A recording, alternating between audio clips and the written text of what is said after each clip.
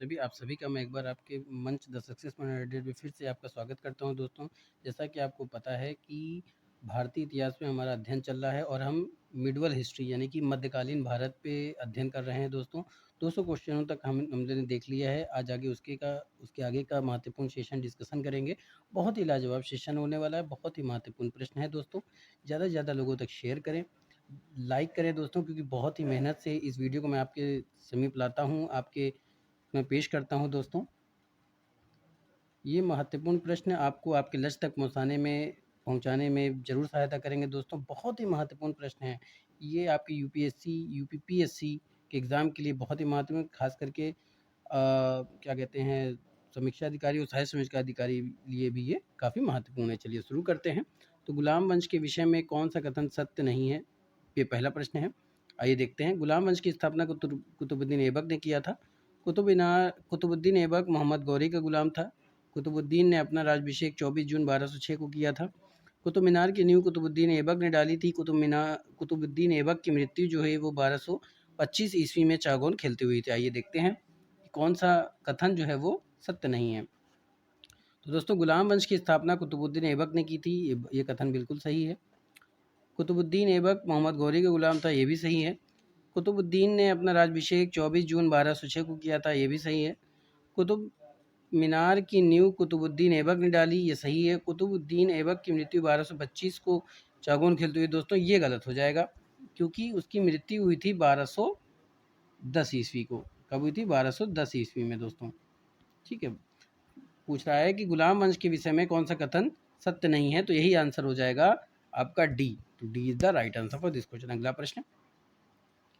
प्रश्न कह रहा है कि निम्नलिखित कथनों पर विचार कीजिए। रजिया दिल्ली सुल्तान की पहली और अंतिम महिला शासिका थी। रजिया ने अपने द्वारा जारी किए गए सिक्कों पर उद्मा उद निस्वा की उपाधि धारण की थी। रजिया के विरुद्ध प्रथम विद्रोह निजामुल मुल्क जुनैदी ने किया था। तो दोस्तों, रजिया सुल्तान दिल्ली की पहली महिला और अंतिम महिला शासिका थी, बिल्कुल सही है। रजिया ने अपने द्वारा जारी किए गए सिक्कों पर उम्दुतुल्लाह निस्वा की उपाधि धारण की थी, ये भी सही है। रजिया के विरुद्ध प्रथम विद्रोह निजामुल मुल्क जुनैदी ने किया था। तीनों ही कथन क्या है दोस्तों? सही है। तो तीनों कथन कहाँ पे दिया हुआ है? आपका सी पे दिया हुआ है, तो C is the right answer for this question. अगले प्रश्न की तरफ चलते हैं। अगला प्रश्न क्या कह रहा है कि निम्नलिखित में से कौन सा कथन सही नहीं है? रजिया ने महिला वस्त्र त्याग कर कुर्ता और पगड़ी धारण किया था, ये कथन सही है दोस्तों। रजिया सुल्तान का विवाह अल्तुनिया से हुआ था, ये भी सही है। रजिया सुल्तान ने अल्तुनिया को भटिंडा का इक़्तिदार बनाया था, ये भी सही है दोस्तों। देखिए, अल्तुनिया लिख गया, ये अल्तुनिया होगा। रजिया की हत्या 16 अक्टूबर 1240 को डाकुओं द्वारा कैथल में कर दी गई थी। बात समझ में आ रही है दोस्तों? इसमें से आपको बताना है कि कौन सा कथन गलत है।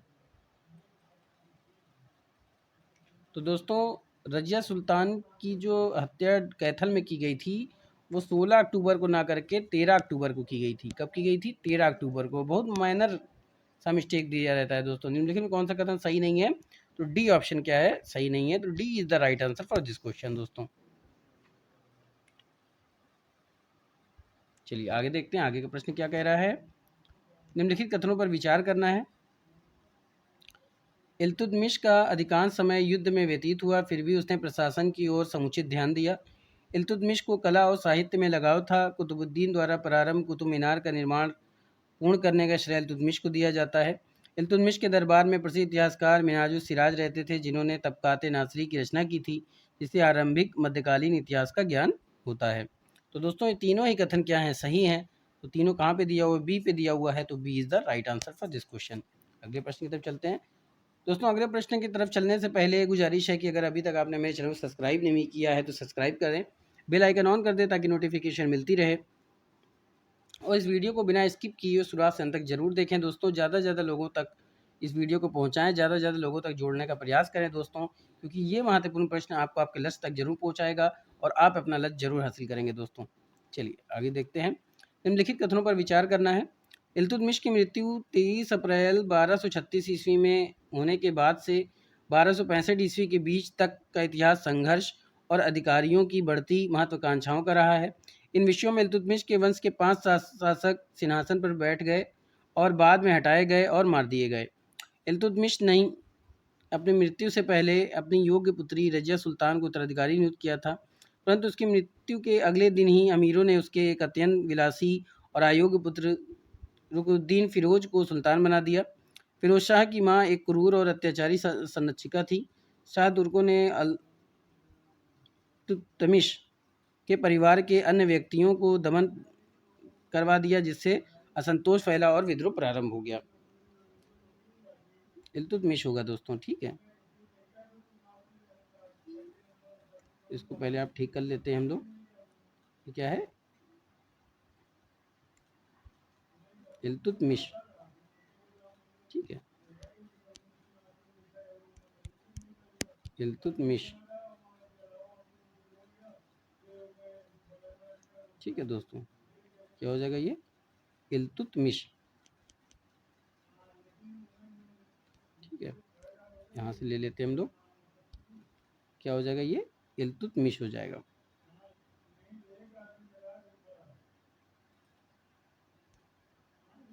इल्तुतमिश के परिवार के अन्य व्यक्तियों को क्या कर दिया था? दमन करा दिया था दोस्तों, ठीक है। आइए देखते हैं कौन सा कथन इसमें से सही है। तो दोस्तों ये तीनों ही कथन क्या हैं? सही हैं। तो ऑप्शन आपका क्या कहाँ पे दिया हुआ है? ए पे दिया हुआ है।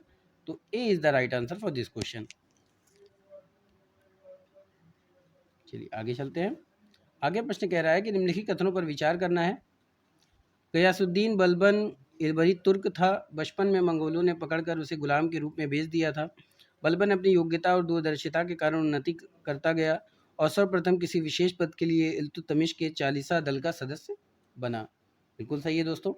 रजिया को अपदस्थ करने वाले षड्यंत्र में उसने भाग लिया। उसने नसीरुद्दीन महमूद को गद्दी पर बैठने में महत्वपूर्ण भूमिका निभाई। इस काल में वह काफ़ी प्रभावशाली बन चुका था। नसीरुद्दीन की मृत्यु के बाद बलबन दिल्ली का सुल्तान बना। तो दोनों ही कथन सही है दोस्तों। तो उपयुक्त कथन में से कौन सा सही है आपको बताना है। तो ये ए पे दिया हुआ है, तो A is the right answer for this question. अगले प्रश्न की तरफ चलते हैं। अगला प्रश्न कह रहा है कि निम्नलिखित कथनों पर विचार करना है। आइए देखते हैं। बलबन ने अपनी निरंकुशता कायम रखने के लिए सेना के गठन की ओर ध्यान दिया। बलबन से पहले तुर्की सैनिकों को सेना के बदले जागीर देने की प्रथा प्रचलित थी, जिस कारण अधिकांश भूमि बूढ़े सैनिकों, विधवाओं तथा नाबालिगों के अधिकार में थी। बिल्कुल सही है। अगला प्रश्न क्या कह रहा है कि बलबन ने सैनिकों की शक्ति के वृद्धि की और उनके वेतन बढ़ा दिए तथा जो सैनिक सेवा के लायक नहीं रहे, पहले इसको दोस्तों सेवा को सेना कर लेते हैं। दोस्तों टाइपिंग मिस्टेक हो जाती है।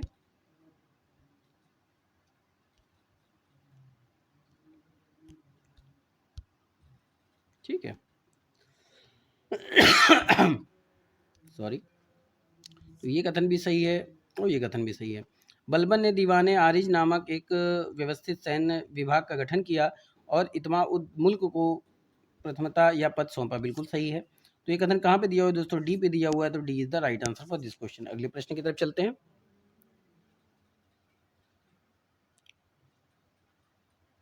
अगला प्रश्न क्या कह रहा है दोस्तों?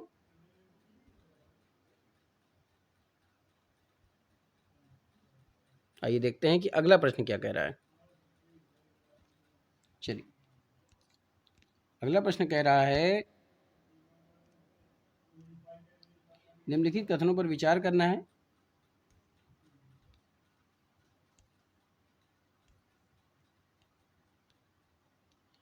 बलबन की शासन व्यवस्था को सुचारू रूप से संचालित करने का श्रेय गुप्तचर विभाग को था। गुप्तचर विभाग का नाम बरीद मुमालिक तथा गुप्तचर अधिकारी को बरीद कहा जाता था। सही है। गुप्तचरों द्वारा राज्य के महत्वपूर्ण समाचार सुल्तान के पास पहुंचते थे। जो गुप्तचर अपने कर्तव्य का पालन नहीं करता था उसे कठोर दंड दिया जाता था। गुप्तचरों को नगद वेतन मिलता था और वह सीधे सुल्तान के नियंत्रण में होते थे। तो पहला और दूसरा दोनों कथन सही है दोस्तों। तो ये कहाँ पे दिया हुआ है? सी पे। तो C is the right answer for this question. अगला प्रश्न। निम्नलिखित कथनों पर विचार करना है। दिल्ली सल्तनत की सैन्य व्यवस्था तुर्की और मंगोल पद्धति पर आधारित थी। जी हाँ दोस्तों, सल्तनत कालीन सैन्य व्यवस्था का शुभारंभ इल्तुतमिश के शासनकाल से होता है। इसके शासनकाल में सल्तनत की सेना को हश्म कल्ब कहा जाता था। बिल्कुल सही है। क्या कहा जाता था? हश्म कल्ब कहा जाता था।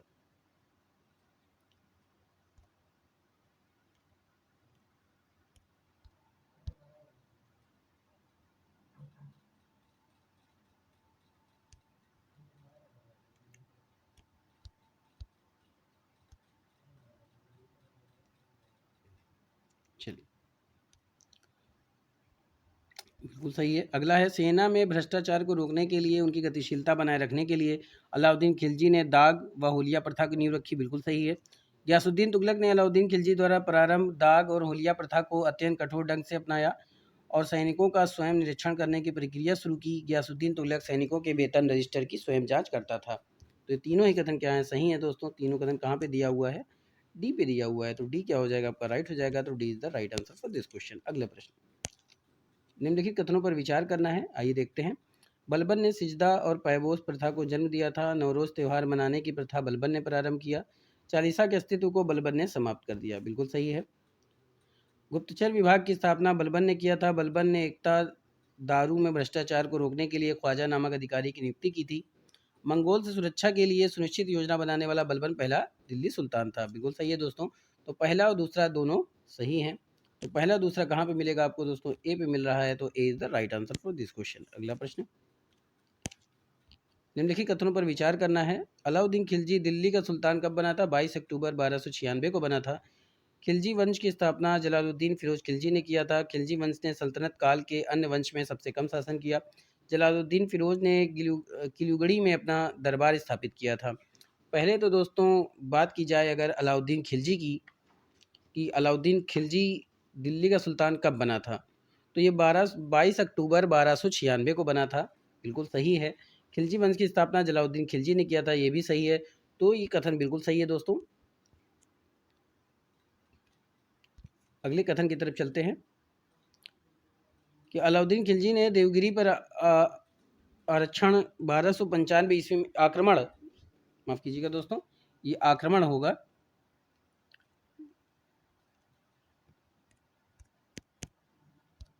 आक्रमण 1295 ईस्वी में किया था। देवगिरी पर आक्रमण के समय देवगिरी का राजा रामदेव था। तो बिल्कुल सही है दोस्तों। तो कथन कौन सा हो जाएगा, सी। तो C is the right answer for this question. अगले प्रश्न की तरफ चलते हैं। अलाउद्दीन खिलजी के विषय में कौन सा कथन सही है? नगद वेतन तथा स्थायी सेना की नींव अलाउद्दीन खिलजी ने डाली थी। अलाउद्दीन खिलजी ने भू राजस्व की दर को बढ़ाकर उपज का 1/2 कर दिया था। मूल नियंत्रण प्रणाली की दृढ़ता से लागू करने वाला अलाउद्दीन खिलजी पहला शासक था। बिल्कुल सही है दोस्तों।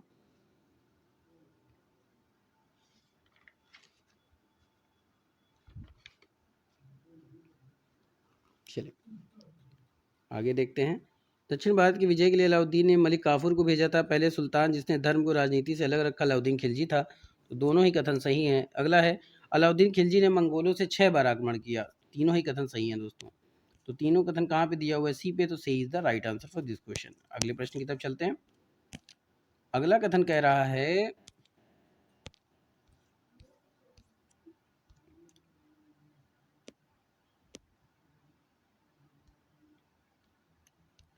महमूद गजनी ने भारत पर 17 बार आक्रमण किया।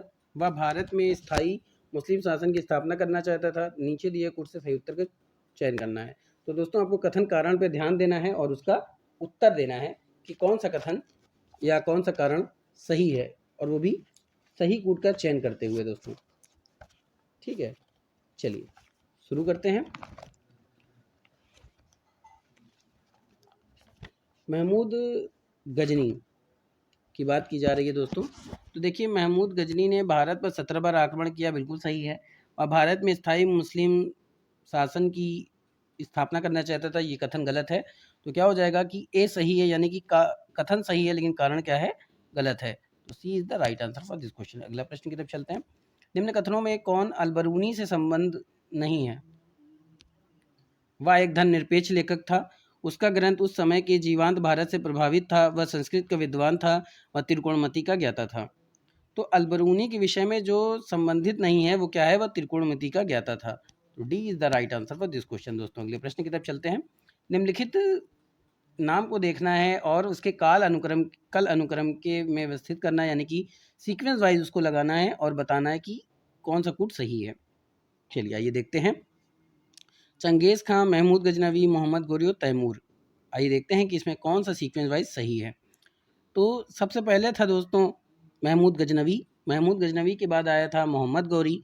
मोहम्मद गौरी के बाद आएगा चंगेज़ खां और चंगेज़ खां के बाद आया था तैमूर। तो आपको ऑप्शन क्या हो जाएगा, 2 3 1 4। 2 3 1 4 कहाँ पे दिया हुआ है, बी पे दिया हुआ है दोस्तों। तो B is the right answer for this question. दोस्तों अगर अभी तक आपने मेरे चैनल सब्सक्राइब नहीं किया तो सब्सक्राइब करें, बेल आइकन ऑन कर दें ताकि नोटिफिकेशन मिलती रहे। चलिए आगे चलते हैं।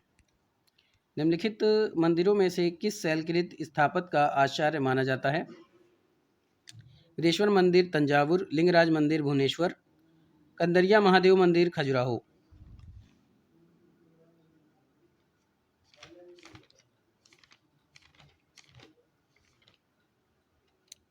बताइए दोस्तों, मंदिर की बात की जा रही है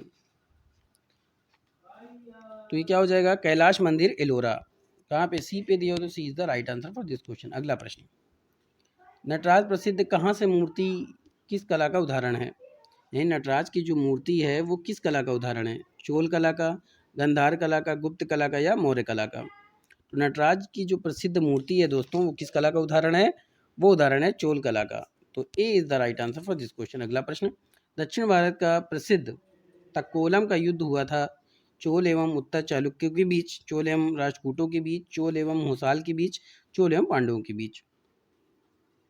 दक्षिण भारत का प्रसिद्ध तक्कोलम का युद्ध हुआ था दोस्तों चोल एवं राष्ट्रकूटों के बीच। तो B is the right answer for this question. अगले प्रश्न की तरफ चलते हैं। निम्नलिखित में से कौन सा कथन बलबन के बारे में सही नहीं है? उसने नियाबत खुदाई के सिद्धांत का प्रतिपादन किया, उसने इत्तरदारी व्यवस्था का प्रारंभ किया, उसने तुर्कान चहलगानी का प्रभाव समाप्त कर दिया, उसने बंगाल के विद्रोह का दमन किया। दोस्तों बलबन के बारे में आपको बताना है। तो दोस्तों इसका ऑप्शन क्या होगा जो बलबन के बारे में सही नहीं है? उसने इक्तादारी व्यवस्था का प्रारंभ किया। तो B is the right answer for this question. दोस्तों अगला प्रश्न, दिल्ली के किस सुल्तान ने सिकंदर शाहनी की मनो उपाधि धारण की थी? बलबन, अलाउद्दीन खिलजी, मोहम्मद बिन तुगलक और सिकंदर लोदी। दिल्ली के सुल्तान ने सिकंदर शाहनी की उपाधि धारण की थी, आपको ये बताना है दोस्तों। तो फटाफट से आंसर दीजिए, किसने सिकंदर शाह की उपाधि धारण की थी? सिकंदर शाहनी की उपाधि धारण की थी, सॉरी दोस्तों माफ़ कीजिएगा। बताइए। तो सिकंदर शाहनी की मनोपाधि धारण करने वाला जो सुल्तान था वो तो अलाउद्दीन खिलजी। तो B is the right answer for this question. अगले प्रश्न की तरफ चलते हैं। निम्नलिखित में से किस सुल्तान ने बाजार सुधार नियम लागू किया? अलाउद्दीन खिलजी, जलालुद्दीन खिलजी, अलाउद्दीन खिलजी, मोहम्मद तुगलक, बलबन। तो दोस्तों दिल्ली के जिस सुल्तान ने बाजार सुधार नियम लागू किया था वो था अलाउद्दीन खिलजी। कौन था? अलाउद्दीन खिलजी। तो B is the right answer for this question. अगले प्रश्न की तरफ चलते हैं।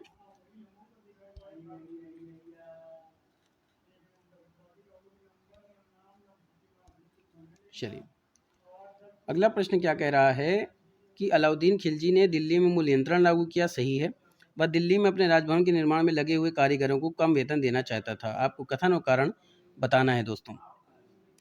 तो दोस्तों अलाउद्दीन खिलजी ने सॉरी दिल्ली में मूल्य नियंत्रण लागू किया, ये कथन सही है। कारण की बात करें कि वह दिल्ली में अपने राजभवन के निर्माण में लगे हुए कारीगरों को कम वेतन देना चाहता था, तो ये कथन कारण क्या है? गलत है। तो ऑप्शन क्या हो जाएगा कि कथन सही है लेकिन कारण गलत है, यानी ए सही है और आर गलत है। C is the right answer for this question. अगले प्रश्न की तरफ चलते हैं। अगला प्रश्न कह रहा है कि निम्नलिखित कथन पर विचार करना है। मुबारक शाह खिलजी सल्तनत का प्रथम सुल्तान था जिसने खलीफा का खिताब धारण किया और उसे सिक्कों पर अंकित करवाया। मुबारक शाह ने स्वयं ही खलीफा की उपाधि धारण कर दिल्ली सल्तनत की संप्रभुता प्रकट की। बताइए दोस्तों, मुबारक शाह खिलजी की बात की जा रही है। बात समझ में आ रही है दोस्तों? किसकी बात की जा रही है? मुबारक शाह खिलजी की बात की जा रही है, उस पर आपको ध्यान देना है।